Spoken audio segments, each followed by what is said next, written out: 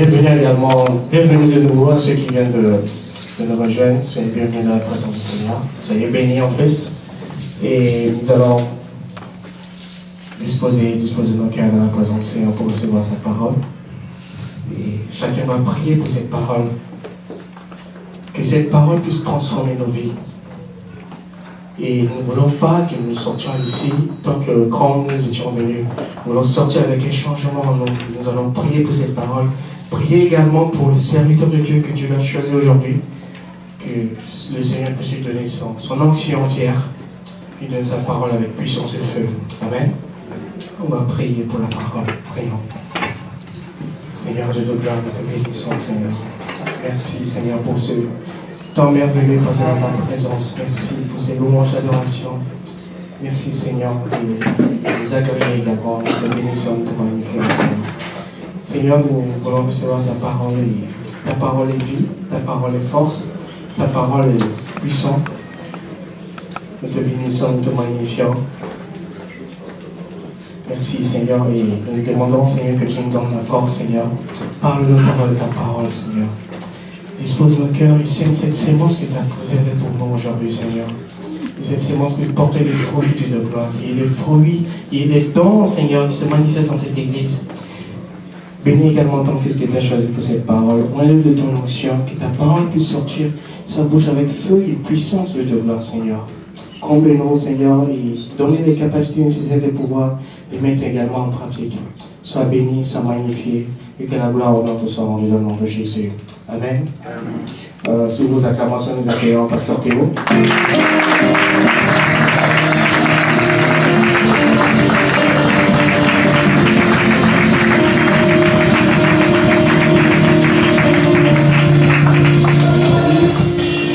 Que Dieu soit loué. Je vous salue tous au nom du Seigneur Jésus.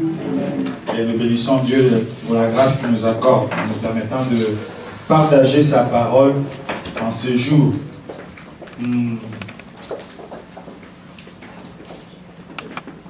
nous allons partager la parole de Dieu. Mais avant tout, je vais rappeler aux étudiants de l'école de formation ministérielle que nous aurons cours ce samedi 5 juin. Parce qu'il y a des gens qui partent. C'est 4 juin. Ok, merci.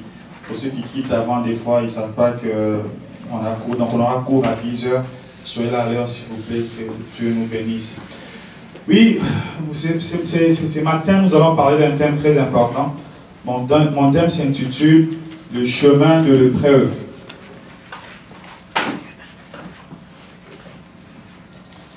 Le chemin de l'épreuve.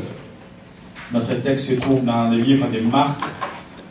Marc, chapitre 4, 35e au 41e verset, nous allons lire. On dit, ce même jour, sur le soir, Jésus leur dit, passons à l'autre bord.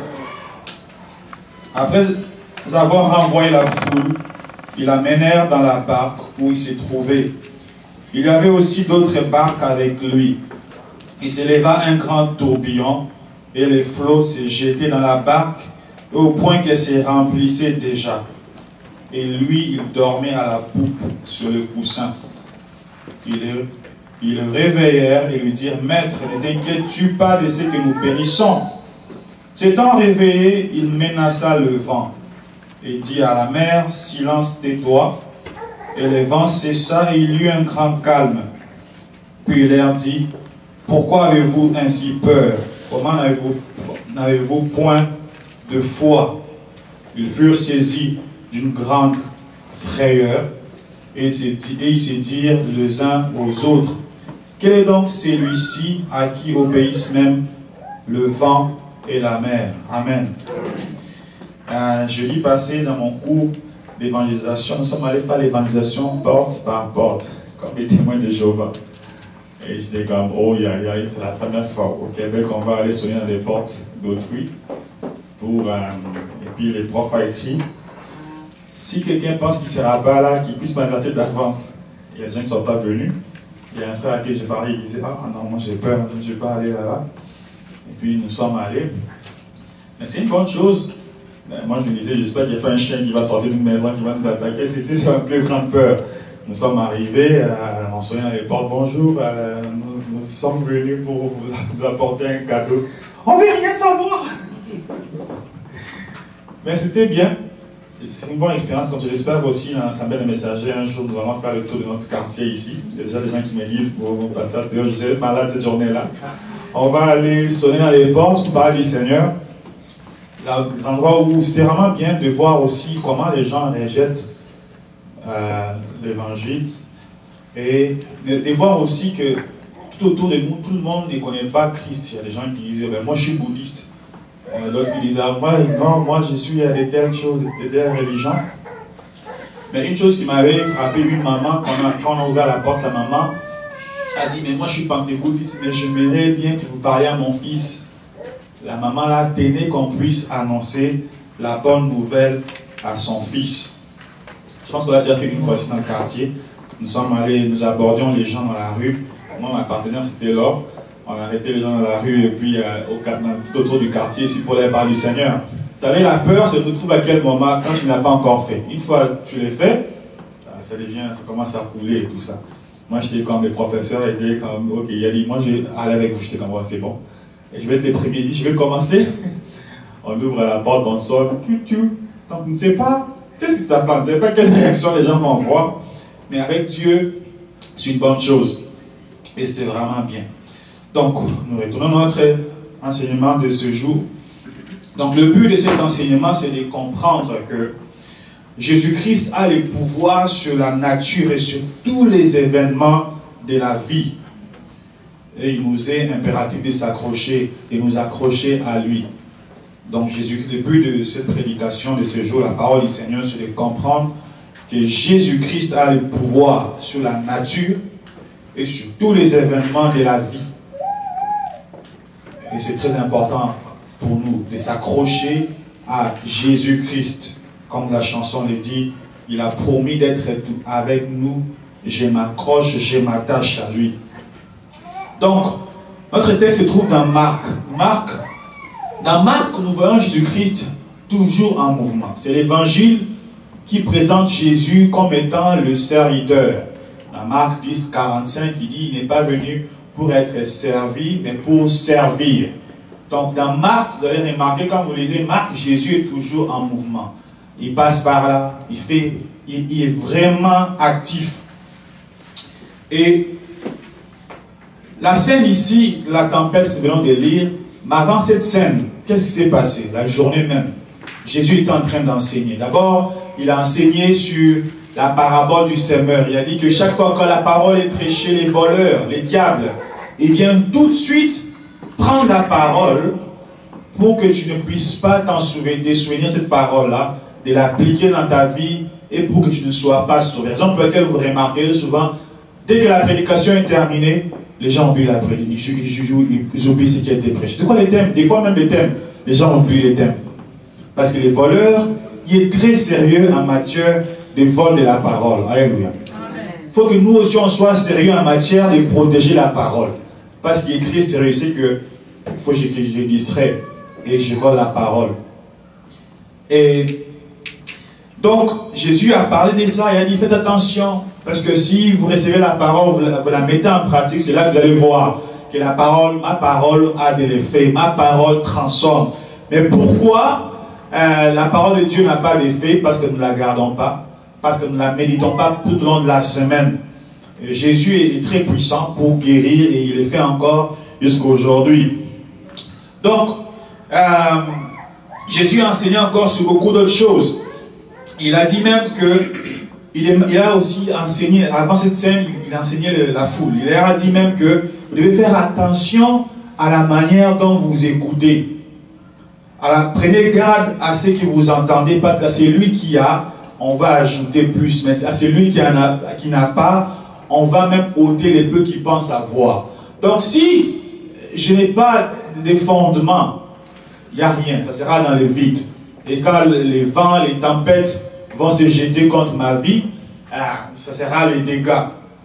Donc Jésus va enseigner la foule, et dès qu'il finit d'enseigner la foule, verset 35 de notre texte, on dit, ce même jour, sur le soir, Jésus leur dit, passons à l'autre bord. Donc nous allons voir à peu près 5 points aujourd'hui, nous les aurons au fur et à mesure. Donc, l'évolution de la technologie, donc, je peux d'ici faire avancer, mais je pense que ça me cause un petit problème. Bon. Le premier point, dans notre thème, c'est le chemin de l'épreuve. Notre premier point, c'est le suivant. C'est parfois la route que Dieu nous demande d'emprunter.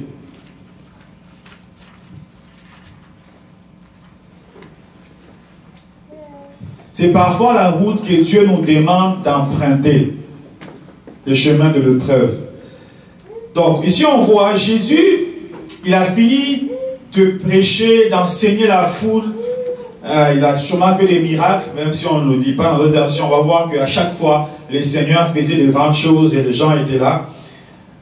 Et nous disons, notre premier point, c'est parfois la route que Dieu nous demande d'emprunter, d'aller vers les chemins de l'épreuve, quand nous obéissons à sa voix, bien sûr. Parce qu'ici, au verset 35, au verset 36, nous allons voir que Jésus dit, c'est le même jour, sur le soir, Jésus leur dit, passons à l'autre bord. C'est lui qui leur dira, allons-y de l'autre côté. Et le verset nous dit, après avoir renvoyé la foule, ils l'amenèrent dans la barque où il se trouvait. Il y avait aussi d'autres barques avec lui. Donc, sur le chemin qui nous amène vers la victoire, nous passons aussi par le chemin de l'épreuve. Parce que l'épreuve, c'est ça qui nous fortifie. L'épreuve, c'est ça qui nous rend forts. L'épreuve nous permet de surmonter d'autres obstacles qui sont en avant. Les problèmes avec nous, les chrétiens, ne voulons pas fournir l'effort nécessaire pour recevoir ce que Dieu a préparé pour nous. Mais pourtant, nous fournissons ces mêmes efforts pour avoir un bon pour gravir les échelons au travail, par exemple, n'est-ce pas? On va faire des formations, même si tu vas faire une formation, tu dis, attends, je rentre trop tard, j'ai suivi une formation sur telle chose. On dort, on rentre, on sort les matins. On se discipline d'une manière que on doit avoir notre diplôme. Et effectivement, on arrive à le voir et puis à aller où est-ce qu'on doit se rendre. Mais de la même façon, dans la vie chrétienne, le Seigneur nous dit, voici ce qu'il faut faire, allez-y là-bas. Mais souvent entre nous, nous obéissons pas. Mais les disciples, au moins ici, ils vont obéir au maître. Il va leur dire, allons l'autre bord, parce que c'est Dieu qui sait exactement ce qui va arriver demain. On était en train de partager avec une de mes amies, elle disait, oh non, je m'inquiète vraiment beaucoup. Je dis, mais la Bible dit, laissez le lendemain prendre soin de soi-même. Parce que toi, tu ne sais pas si tu vas arriver au lendemain. Prépare le lendemain, bien sûr, mais contente-toi de la journée que tu as aujourd'hui. Parce que tu ne sais pas si demain tu vas te réveiller. Vis avant cette journée-là, tout en cherchant à plaire à Dieu. Donc, notre premier point ici, nous voyons que c'est Dieu qui amène les disciples de l'autre bord. Donc, c'est le chemin de l'épreuve. Le chemin de l'épreuve le premier élément dans ce chemin de l'épreuve, selon notre texte, c'est comment Dieu nous guide, c'est d'écouter toujours la voix du Seigneur quand il nous dit, va là-bas, obéis. Et tous les commandements du Seigneur sont déjà dans la parole. Dieu les a déjà mis à notre disposition. Quitte à nous d'obéir. C'est pour ça que Christ dit, je connais mes brebis et les brebis entendent ma voix. Donc quand Dieu appelle, il donne un ordre précis, comme le cas des disciples, il dit, passons de l'autre bord. Il pouvait dire aussi, allez-y à droite, à gauche, il était précis. De l'autre bord. Ils ont pris les bateaux, ils sont allés. Donc, nous retenons ce premier point. Deuxième point, c'est sur cette voie que Dieu nous met à l'épreuve. Nous sommes au verset 37. Dans le premier verset 35 à 36, nous voyons qu'il leur donne la direction. Mais c'est aussi sur ce chemin-là que Dieu va nous mettre à l'épreuve. Il va voir quelles sont les dispositions de notre cœur. Nous pouvons lire dans Deutéronome 8, 1 à 6. Deutéronome 8 plutôt, excusez, 1 à 6 dit ceci. Vous observerez et vous mettrez en pratique tous les commandements que je vous ai prescrits aujourd'hui, afin que vous viviez et que vous multipliez et que vous entriez en possession du pays que l'Éternel a juré de donner à vos pères. Il dit, souviens-toi de tous les chemins que l'Éternel ton Dieu t'a fait faire pendant ces 40 années dans le désert, afin de t'humilier et de t'éprouver pour savoir quelles étaient les dispositions de ton cœur et si tu garderais ou non ses commandements.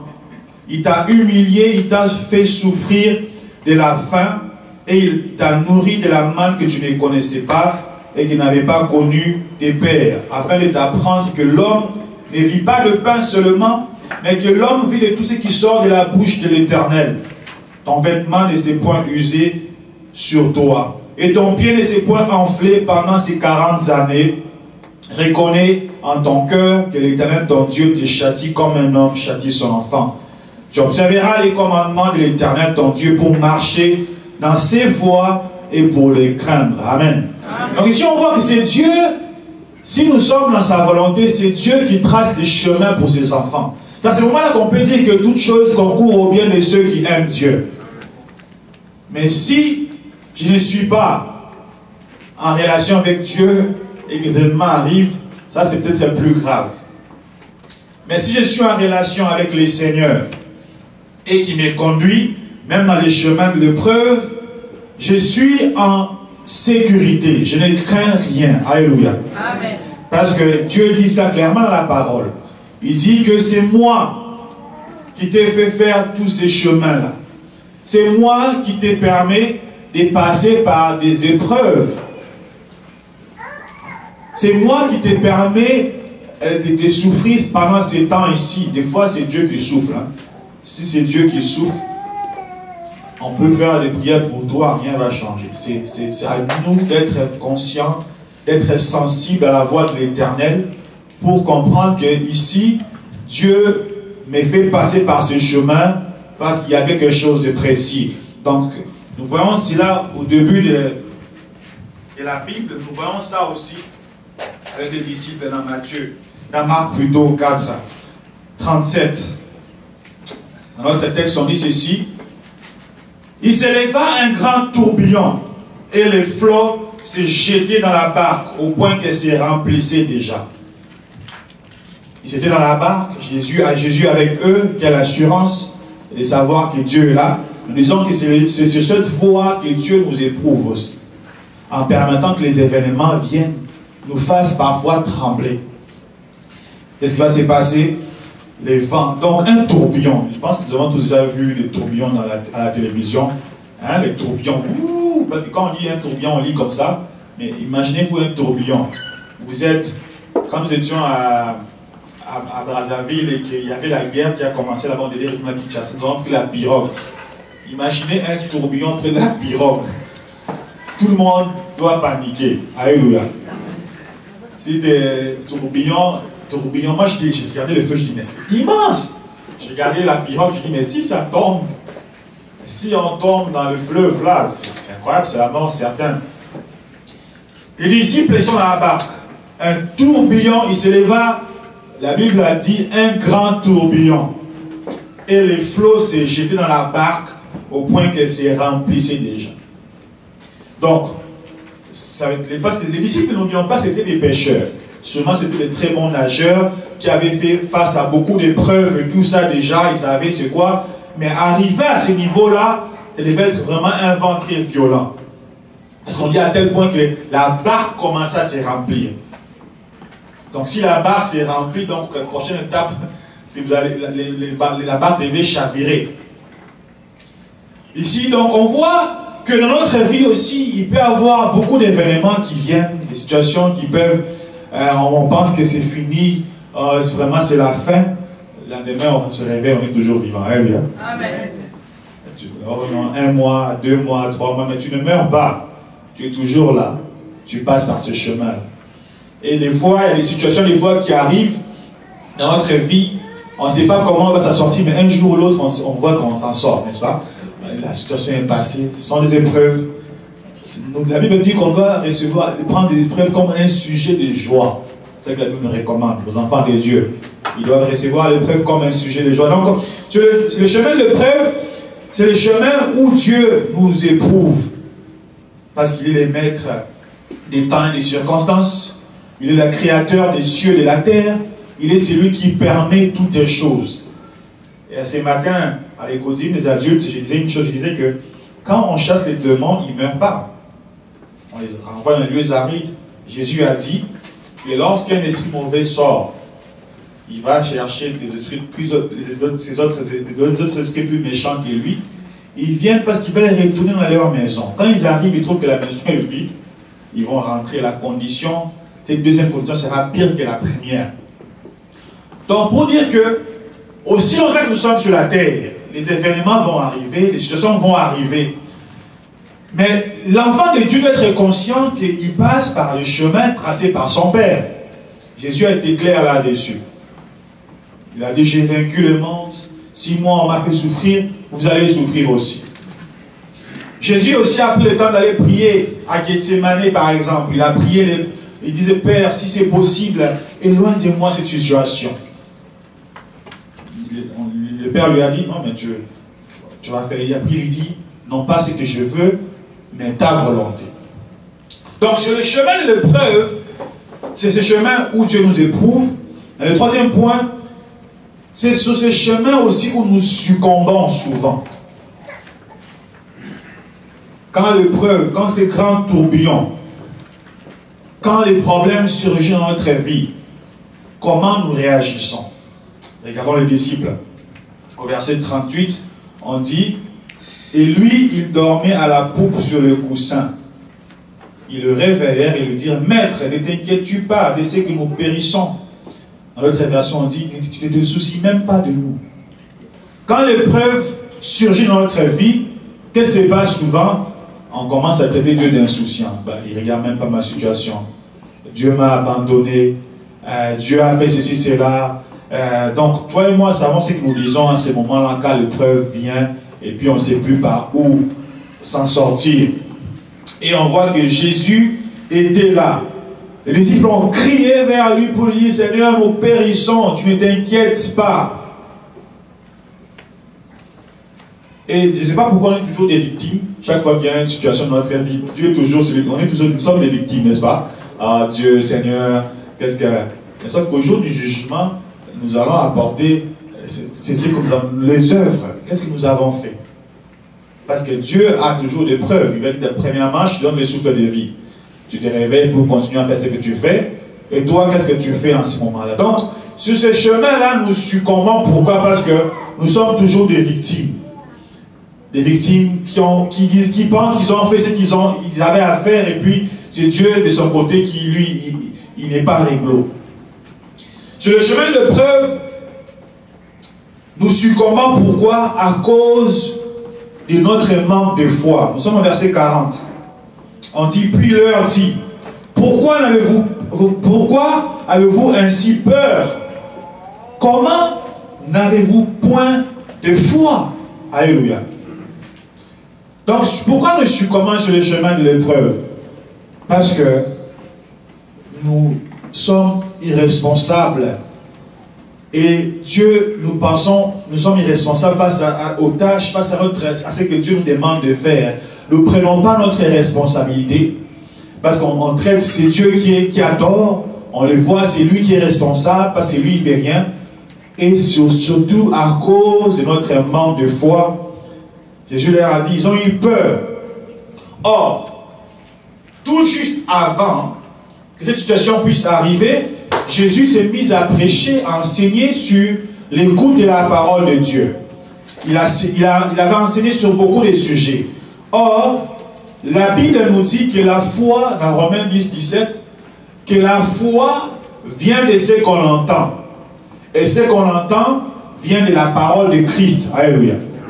Si tu ne lis pas la parole de Dieu, si tu ne l'étudies pas, si tu ne la médites pas, quand l'épreuve va arriver, tu n'auras aucun repère. Alléluia. Pourquoi? Si tu lis la parole, tu sauras que dans Deutéronome 8, Dieu dit que il arrive parfois que moi je vous fasse traverser par des situations difficiles. Si tu as la foi, tu vas dire, ben Seigneur, cette situation, est-ce que tu veux m'enseigner quelque chose? Parce que tu vas te référer à la parole. Mais quand on ne lit pas la parole, quand la situation vient, c'est à ces moments-là que les chrétiens sont vraiment, nous sommes courageux, en train de dire, Seigneur, c'est toi, pourquoi tu m'abandonnes, Seigneur? On va accuser les créateurs. Alléluia. C'est grave ce que nous faisons. Sérieusement, en regardant bien, c'est grave ce que nous faisons. Nous allons dire à Dieu, Seigneur, c'est toi, tu m'as abandonné. Ben, là, on devient rebelle en même temps, parce qu'à ce moment-là, on ne veut plus prier, on ne veut plus avoir la vie d'église, on ne veut plus, tout ce qui concerne Dieu, on n'en veut plus. Comment quelqu'un qui est rebelle, comment un rebelle peut s'attendre de recevoir quelque chose de la part de celui qui pourvoit? Parce qu'à la minute où tu deviens rebelle, tu es dangereux là. Tout le monde, dans les nouvelles, on sait que les rebelles, c'est mauvais, ils sont là, et puis donc tout le monde peut, tu as la merci de tout le monde, du diable en particulier, tu as la merci, parce que lui, il va trouver cette situation-là, c'est bon, tu deviens rebelle, bonne chose. Tu ouvres la voie pour que lui puisse continuer à faire des choses et à te détruire davantage, parce que c'est un voleur. Les voleurs ne viennent que pour détruire, égorger. Donc, sur le chemin de l'épreuve, nous succombons à cause du manque de foi. Et les disciples, ce que j'aime des disciples, est que malgré qu'il y avait ces grands tourbillons, et que malgré qu'ils avaient eu peur, ils ne sont pas sortis de la barque. Alléluia. Ils pouvaient se dire, ah, nous sommes des nageurs, les maîtres ne se soucient pas de nous, sautons, nageons et puis allons là-bas. C'est ce qui se passe beaucoup d'entre nous les chrétiens quand il y a des épreuves. Qu'est-ce que nous faisons? Nous sortons de la barque. Alléluia. Vaut mieux pour toi souffrir là, pendant que Christ est là en train de dormir.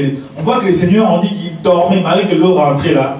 Lui, il avait un coussin, relax, il est en train de dormir. Dans les psaumes, psaume 4 et 8, nous dit quelque chose d'intéressant.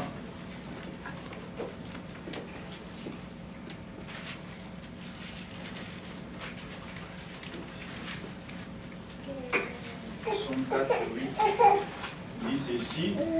Tu mets dans mon cœur plus de joie qui n'en ont, quand abondent leurs froment et leurs mou. Je me couche et je m'endors en paix.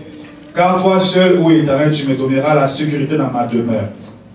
Donc, quand on sait que Dieu est toujours là et que nous sommes en relation avec lui, on ne pourra pas sortir de la barque pour essayer de devenir un apprenti sorcier. Parce que si je sors de la barque et que je laisse Christ là-bas, je suis à la porte. Ce qui arrive, quand les épreuves surgissent dans notre vie, nous allons de Dieu, nous sommes loin de lui, nous ne voulons pas passer par les épreuves. Mais si Dieu dit que tu passeras par ces épreuves-là pour atteindre ce que tu dois obtenir, tu seras obligé de passer par ces épreuves-là. Alléluia. Amen. Les dangers, c'est quoi? Que tu puisses tout le temps sortir de la barque et que tu ne fais que prolonger les temps de ta promesse. C'est la raison pour laquelle on voit que on a prophétisé sur nous. On nous a donné des messages. Que Dieu va faire ceci. Après un temps, il n'y a rien qui se passe. Parce que, est-ce que tu étais dans la tente? Est-ce que tu étais resté dans la barque où tu as décidé de sauter et de sortir? Donc, les disciples sont restés dans la barque, bien qu'ils étaient en train de pleurnicher, là. En train de crier. En train de crier, donc ils sont là, les seigneurs dorment. Ils les réveillèrent. Ce qu'on remarque encore dans ce texte, c'est qu'on dit que lui, il dormait, il le réveillèrent. Et il lui dit, Maître, ne t'inquiètes-tu pas de ce que nous périssons. Dans les textes originaux, ici, là, les périssons, là, on dit que Seigneur, tu ne vois pas que nous sommes complètement détruits. Donc, ça dit que ils voyaient déjà que la mort est là. Ils voyaient déjà que la mort est devant eux, et c'est la fin. Et ils ont réveillé Dieu. Sur le chemin de l'épreuve, c'est ce chemin-là où nous devons réveiller Dieu. Lui dire, parce que Dieu ne dort pas, il ne dort pas, il ne sommeille. Quand je dis réveiller dans le sens où, c'est à ce moment-là où nous devons parler à Dieu. Lui dit, Seigneur, mais qu'est-ce qui se passe? Lui parler par la prière. Parce que la prière, c'est dialoguer avec Dieu. Parler avec Dieu. La question qu'on doit se poser, les disciples, eux, ils ont crié vers Dieu. Ils ont crié, ils l'ont réveillé. Le Seigneur s'est réveillé et puis nous allons voir qu'est-ce qu'il a fait par après. Mais toi et moi, quand les épreuves arrivent, qu'est-ce que nous faisons? Des fois, avec certains enseignements que nous écoutons dans le monde entier maintenant grâce à Internet, à la minute où il y a une situation qui est grave, les gens vont dire, bah, je pense que c'est ta tante qui lit ta vie. Bon. Si ta tante lit ta vie, qu'est-ce que tu vas faire? Parce qu'il lit déjà ta vie. Alléluia. Tu vas faire quoi? Tu vas rien faire. Là, tu tombes encore dans les pièges, ce qui est grave, parce que tu vas haïr la tante. Or, quand tu haïs la tante, tu sors du commandement du Seigneur. Il dit, aimez vos ennemis. Faites du bien à ceux qui vous font du mal. Quand tu vas là-bas, donc c'est grave. Les enseignements, c'est pour cela c'est très important d'écouter la saine doctrine. Alléluia. Amen. C'est le diable qui travaille derrière, d'écouter la saine doctrine. Parce que toi, tu vas haïr la tante, mais quand tu vas haïr la tante, c'est encore plus grave parce que tu ouvres encore grandement la porte pour qu'il continue encore à te faire souffrir. Et quand tu viendras pour demander la prière et qu'il n'y aura pas l'exaucement, c'est Dieu qui contrôle toutes choses, tu vas dire, ben, dans cette église-là, il n'y a pas de puissance parce que mon sujet, ça a traîné. Depuis longtemps, on prie, mais Dieu n'agit pas, je vais aller ailleurs.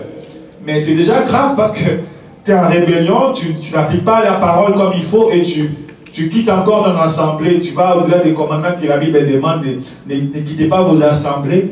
Les gens quittent l'église des fois sans raison. Il est ici, on le voit ailleurs là-bas.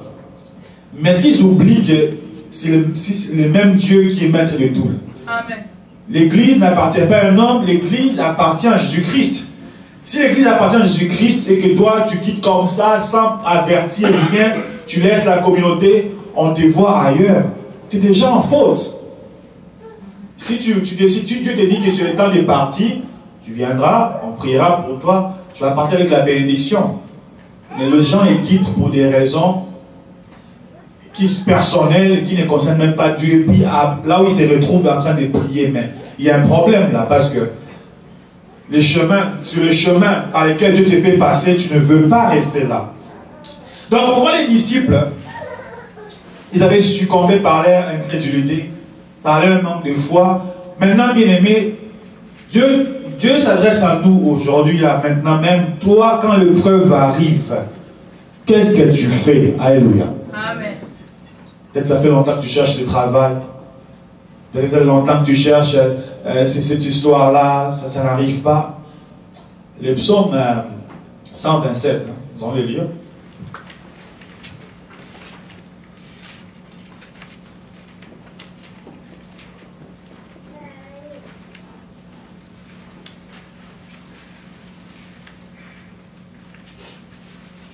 Le psaume 127, Cantique de Salomon, dit ceci: si l'Éternel ne bâtit la maison, ceux qui la bâtissent travaillent en vain. Si l'Éternel ne garde la ville, celui qui la garde veille en vain. En vain, vous levez-vous matin, vous couchez-vous tard et mangez le pain de douleur. Il en donne autant à ses bien-aimés pendant leur sommeil. Voici des fils son héritage de l'Éternel, les fruits des entrailles une récompense. Donc on dit que pendant que l'autre est en train de souffrir là-bas, chercher d'autres, les portes s'ouvrent comme ça. Alléluia. Ces choses sont vraies. Moi, comme témoignage, j'ai vu ces choses dans ma vie. Des fois, Dieu m'ouvre les portes auxquelles je ne m'attendais pas. Je suis avec mes parents la dernière fois. C'est quelque chose que Dieu a fait pour moi. J'étais comme, je rentre chez moi et puis je me dis, wow. Tu n'as même pas fouillé, c'est même pas dans tes pensées, et puis tu es comme, wow. Là, ça te pousse à offrir des sacrifices d'actions de grâce, à louer Dieu pour dire, Seigneur, je n'ai même pas demandé. Il y a des moments aussi où tu pries et puis il n'y a rien qui se passe, mais les chemins de preuve. Qu'est-ce que toi et moi, bien-aimés, le Saint-Esprit insiste sur ce point ici, qu'est-ce que nous faisons quand nous passons par des épreuves? Est-ce que nous succombons? ou bien nous sommes conscients que nous devons passer par là. Le quatrième point, le chemin de l'épreuve, c'est aussi l'endroit où Dieu calme la tempête. Quand nous obéissons à ce qu'il nous demande de faire, quand il est là à côté de nous, qu'est-ce qui se passe? Toujours dans Marc 4, le verset 39, on dit qu'est-ce qu'il va faire? S'étant réveillé, il menaça le vent et dit à la mer, silence, tais-toi. Et le vent cessa, il eut un grand calme. Imaginez que les disciples avaient pris la résolution de sauter dans la mer. Jésus allait se réveiller. Où sont-ils? Lui, dans les évangiles, on voit bien qu'à un moment donné, il marchait sur la mer. Il marche et puis ils ont vu, oh, c'est un fantôme et tout ça. Il n'y avait pas besoin de ça parce que lui était tranquille. Il est là, il est posé.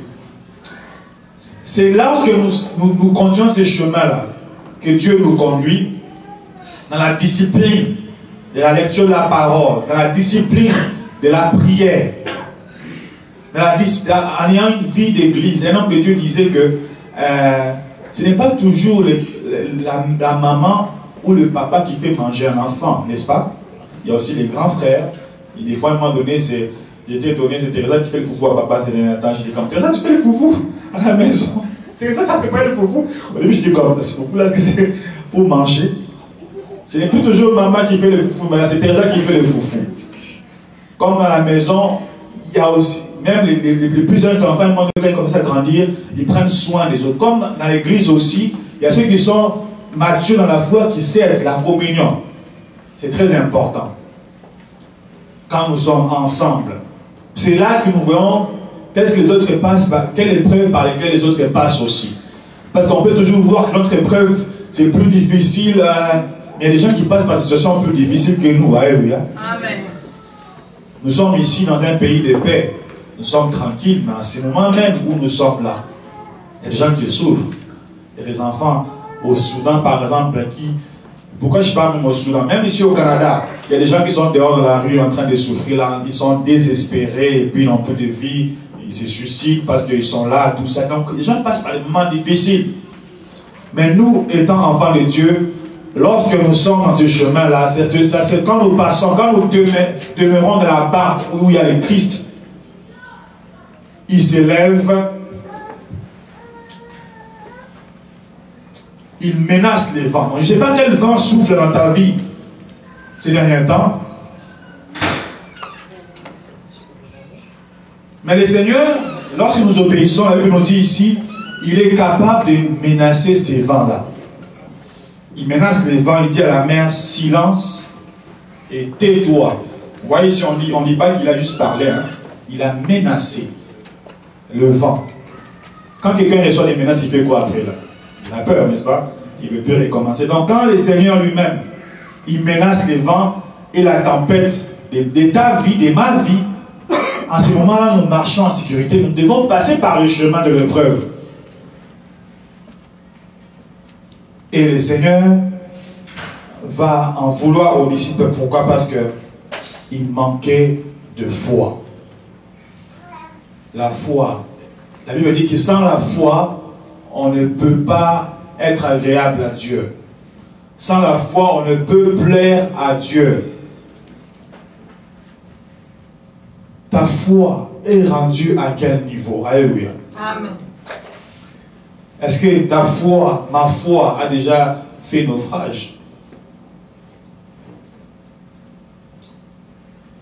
Sur le chemin de l'épreuve, c'est aussi l'endroit où nous contemplons la grandeur de Dieu. Alléluia. Quand nous passons par les moments difficiles et que Dieu nous sort de là et nous voyons ce qu'il fait, nous regardons les disciples au verset 41, on dit, ils furent saisis d'une grande frayeur et ils se dirent les uns aux autres, quel est donc celui-ci à qui obéissent même le vent et la mer? C'est dans Marc, mais dans Matthieu, on dit qu'ils étaient dans l'étonnement. Wow, ils étaient étonnés. Dans Luc, version la colombe, on dit qu'ils étaient dans la crainte et dans l'admiration. Ils ont dit, mais ils commandent même au vent et à l'eau, ils lui obéissent. C'est cet endroit-là que nous célébrons le Seigneur. Dans le psaume 107, verset 32, on dit que lorsque Dieu calme la tempête, calme le vent, qu'est-ce qu'on doit faire? On doit l'exalter dans l'assemblée du peuple. On doit les célébrer dans la réunion des anciens. On doit pousser des cris de joie en son honneur parce qu'il fait des grandes choses. Et même si, dans son silence, nous passons par l'épreuve, on doit aussi les célébrer quand même dans l'assemblée des saints. Parce que c'est lui qui est le Dieu, qui est tout puissant, qui connaît toutes les choses. À l'instar des disciples, nous sommes arrivés vers la fin, comment nous devons mettre en pratique cette parole que Dieu nous donne aujourd'hui? À l'instar des disciples, nous arrive aussi de succomber parce que nous manquons la foi. Et comme je l'ai dit au début, j'étais vraiment, bien que l'évangélisation, nous avons fait des porte à porte, bien que les gens étaient comme, non, on ne veut rien savoir, non. Mais cette maman-là nous avait encouragés parce qu'elle avait à cœur le salut de son fils. Donc, à l'instar des disciples qui ont crié vers le Seigneur, nous devons aussi nous attacher à Dieu, retourner vers Dieu, avoir développé ces habitudes. Vous allez remarquer souvent, nous tournons autour de ces mêmes messages. Là, Dieu revient tous ces mêmes messages. La prière, la lecture de sa parole, l'étude de cette parole, la méditation de cette parole, et être dans la communion, dans l'église. C'est ça qui est important. C'est ça qui nous permet d'avoir une vie chrétienne qui est maintenue, une vie chrétienne qui est équilibrée. Parce que Josué 1:8 nous dit que ce livre de la loi, nous allons lire Josué, je vais vraiment suivre les textes comme il est dit, Josué 1:8.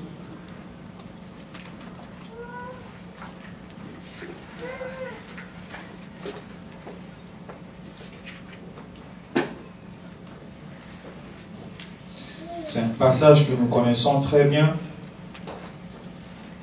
Nous devons avoir l'habitude, de ne pas faire comme certains qui récitent les passages, c'est devenu des récitations. La parole de Dieu est vivante, étant vivante, à chaque fois que nous lisons cette parole, elle est vraie. On dit que ces livres de la loi ne s'éloignent point de ta bouche, médite-le jour et nuit pour agir fidèlement, selon tout ce qui est écrit. Car c'est alors que tu auras du succès dans tes entreprises, c'est alors que tu réussiras. Donc on demande d'agir fidèlement selon ce qui est écrit. On nous dit que la foi vient de ce qu'on entend, et ce qu'on entend vient de cette parole-là.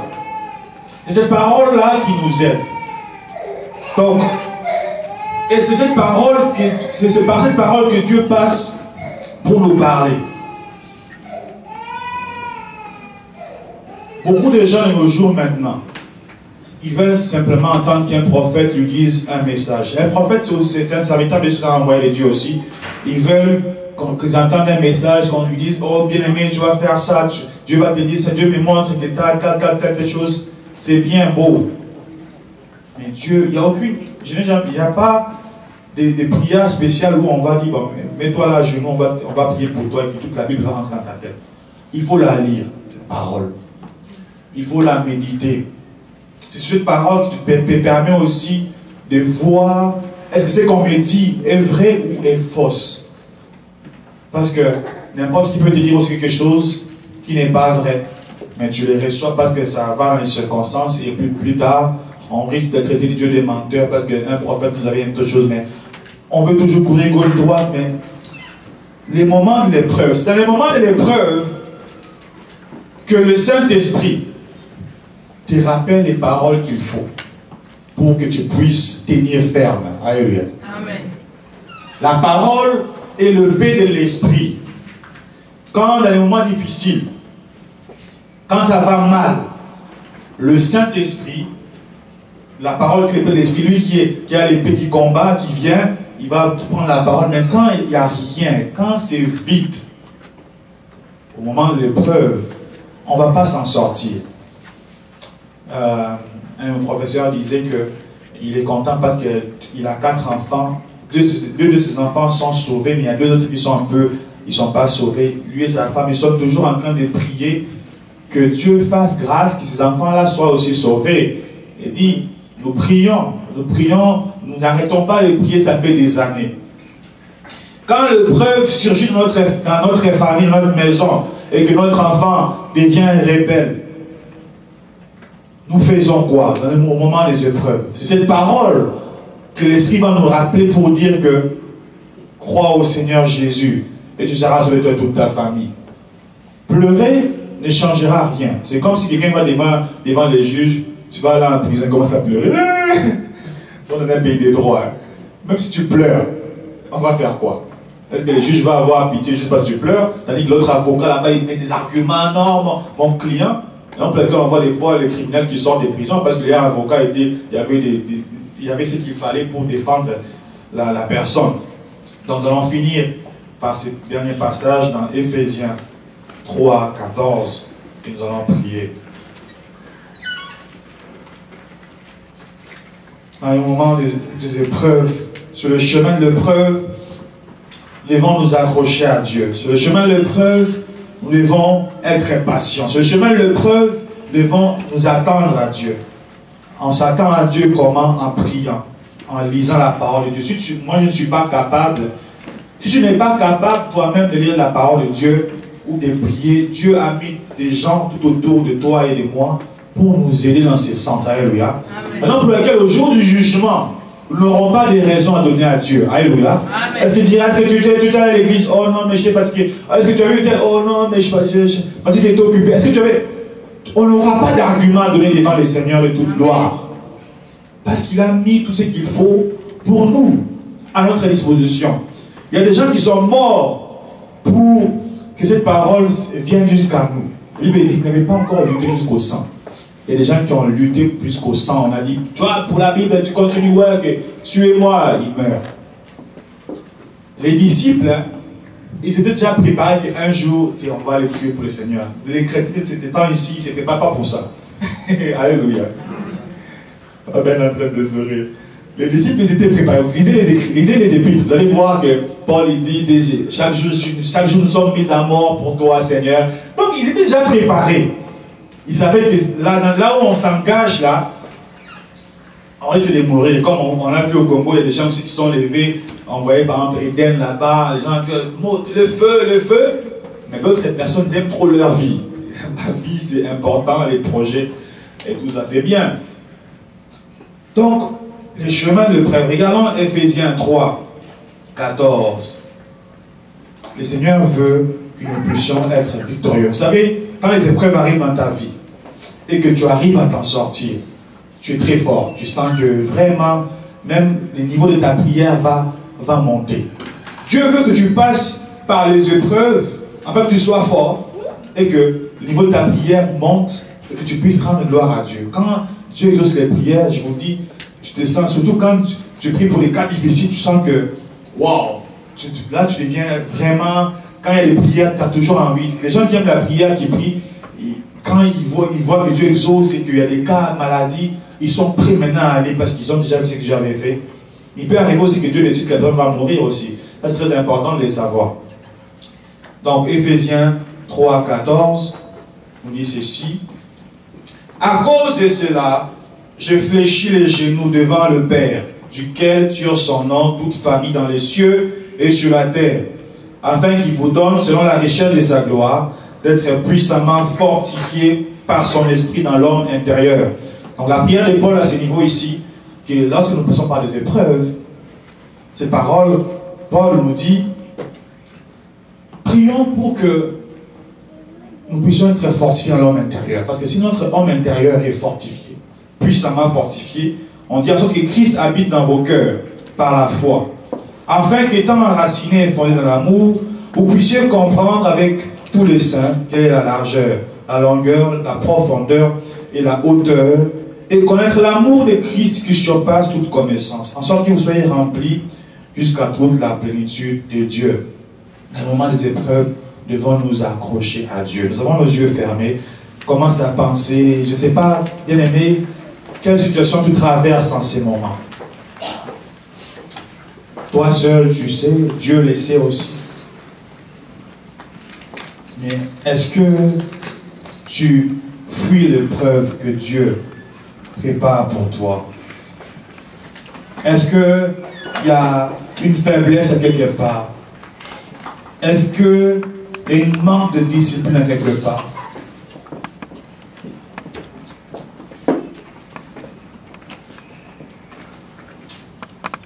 Jésus, ton nom est plus beau de tous. Jésus, tu m'entends lorsque je t'appelle. Jésus, tu me relèves quand je t'entends. Ton nom Jésus est plus beau de tous. Chantons Jésus. Appelle Jésus comme les disciples l'ont fait sur la barre. Dieu Seigneur, je passe par des épreuves difficiles, je n'arrive pas à m'en sortir. J'ai même abandonné. Tu m'entends lorsque je t'appelle. Jésus, tu me relèves. Je ne sais pas, bien aimé, si ta situation est tellement durée que tu as prié, tu as demandé, ça ne change pas, que tu as décidé d'abandonner. Mais aujourd'hui, le Seigneur te rappelle que seul lui a le pouvoir, seul lui a la capacité de te sortir de sa situation. Tu m'entends lorsque je t'appelle, Jésus. Tu me relèves quand je t'entends. Ton nom Jésus est plus beau de tous. Oui, bien aimé, si c'est difficile pour toi, tu veux que en plus pour toi, nous allons prier avec l'apôtre Albert. Tu pourras te lever pour tuer. Nous allons prier pour toi, afin que Dieu te fortifie, afin que Dieu te soutienne et que tu te relèves, afin qu'il fasse cesser le vent.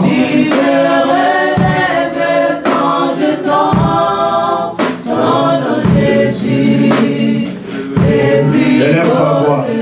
Commence à prier le Seigneur. Alléluia. Élève ta voix, prie Dieu. Prie Dieu. Prie Dieu comme les disciples l'ont fait. Ils ont crié vers Jésus. Ils disent Seigneur. Dis-lui Seigneur, pardonne-moi parce que j'ai manqué de foi. Pardonne-moi parce que j'ai manqué de foi. J'ai douté de tes capacités. Est-ce que tu as douté de ce que Dieu était capable de faire? Que tu as décidé ton propre chef, tu dis que j'arrête, ces choses-là n'avancent pas et tu es tombé dans ta routine. Mais cet après-midi, Dieu veut te relever. Dieu veut que tu te relèves. Dieu veut que tu te relèves par l'aide de son Esprit Saint.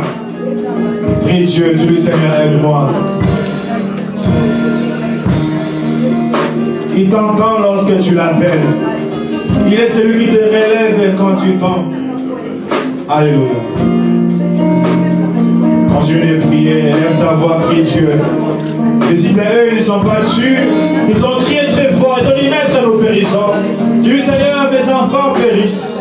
Mes enfants s'éloignent, Seigneur. J'ai pas la paix. Oh Seigneur, pardonne-moi parce que j'ai été rebelle. Mais cet après-midi, je reviens vers toi.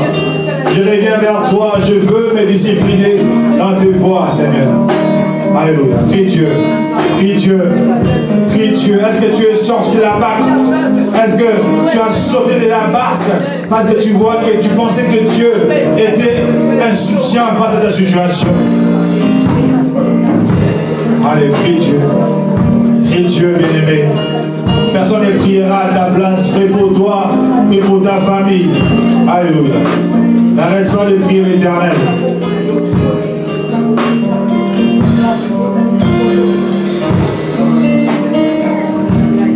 Profite de ces moments pour prier Dieu. N'attends pas la seconde qui suit. N'attends pas d'aller à la maison pour prier. Prie maintenant pendant que nous sommes encore tous ensemble. Oui Seigneur, nous te prions Seigneur. Aide-nous, Père de gloire, à surmonter les obstacles. Oh Saint-Esprit de Dieu, remplis-nous. Saint-Esprit de Dieu, remplis-nous jusqu'à toute la plénitude de Dieu. Oh, aide-nous, Seigneur, à passer par ces chemins de preuve, comme Jésus toi-même tu es passé par les chemins de preuve. Tu as été victorieux, donc pour laquelle tu pouvais déclarer, oh, ne craignez rien, car j'ai vaincu le monde, Seigneur. Tu as vaincu le vent, tu as vaincu les tempêtes, tu as vaincu le diable, tu as vaincu la chair, tu as vaincu le monde. Avec nos puissants, Seigneur, allez de l'avant, Seigneur. Merci, mon Dieu. Merci, mon roi, Seigneur, parce que tu es incomparable. Ah oui, nous chantons Jésus. Alléluia.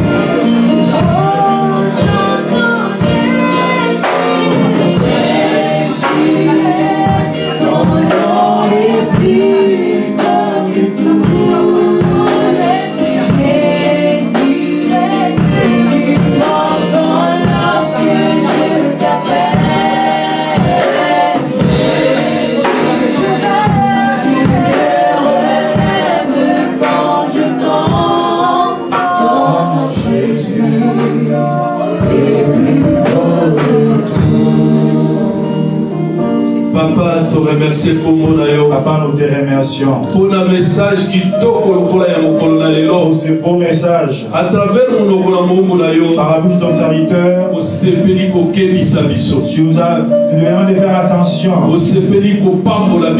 Tu as trouvé bon de nous bénir. Tu as trouvé bon de nous fortifier. Tu es le Dieu qui voit le lendemain, qui voit aujourd'hui. Et tu sais ce qui viendra à l'éternité. Père, tu sais ce qui va arriver demain par rapport à nous. Là, tu prépares notre cœur. Il est écrit,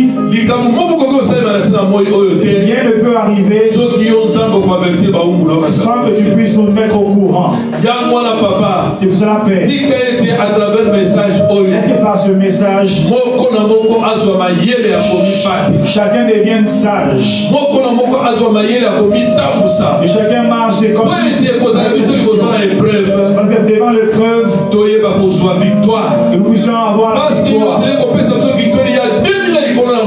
Il y a 2000 ans pour que tu nous as accordé la victoire par Jésus-Christ. Nous croyons fermement, Seigneur, et devant toute épreuve, la victoire est certaine.